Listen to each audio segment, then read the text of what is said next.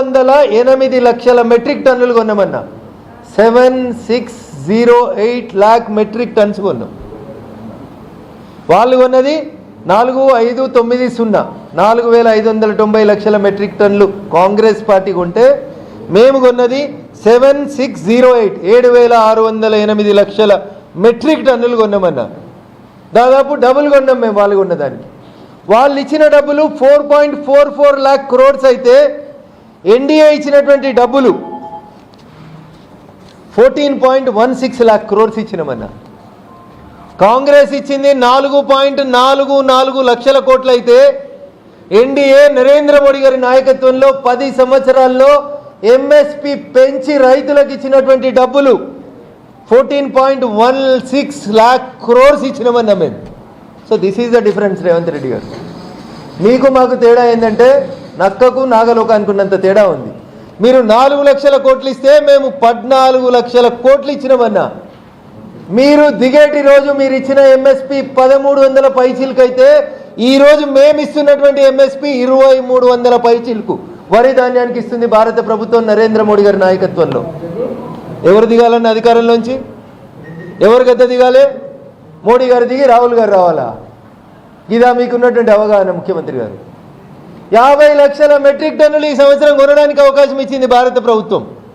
ఉత్తమ్ కుమార్ రెడ్డి గారు చెప్తారు, మేము ఇప్పటికే 70 లక్షల మెట్రిక్ టన్నులు కొన్నాం, ప్రతి గింజ కొనకపోతే తీసుకుపోయి కిషన్ రెడ్డి గారి ఇంటి ముంగట వస్తాం.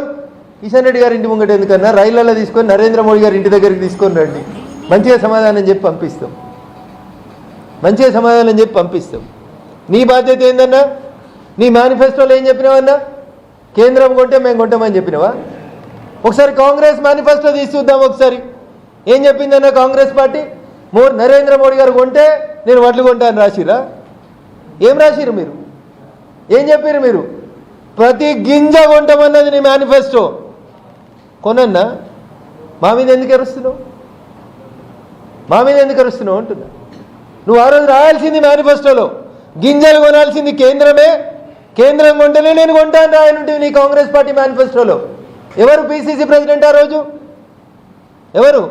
ఇదే రేవంత్ రెడ్డి ఆ రోజు పిసిసి ప్రెసిడెంట్గా రాసిండు ఎలక్షన్ మేనిఫెస్టో. సన్నట్లకు బోనస్లు ఇస్తా అన్నావు, ఎంఎస్పి మీద 500 పెంచి ఇస్తా అన్నావు, ప్రతి గింజ కొంటా అన్నావు, నానినా తడిసినా మొలకలు వచ్చినా కొంటా అని రాసినావు. ఏం మాట్లాడుతున్నావు మరి? అలా మోడీ గారిని దిగుమనే నైతికకు నీకెక్కడిది? తుమ్ము తూసిపోయే ముఖ్యమంత్రి పదవి నీది. సిద్ధరామయ్యను మార్చి డీకేలు పెట్టినట్టు నిన్నెప్పుడు మారుస్తారో, నువ్వెప్పుడు పోతావో తెలియదు. నీ కుర్చీ కోసం నువ్వు మా గురించి మాట్లాడేది? ఈ దేశం మెచ్చిన నాయకుడు, ప్రపంచం మెచ్చిన నాయకుడు 10వ తారీఖు వస్తే ఈ దేశ స్వతంత్ర భారత చరిత్రలో అందరికంటే ఎక్కువ కాలం ఈ దేశ ప్రధానిగా నిలబడినటువంటి నాయకుడు నరేంద్ర మోడీ.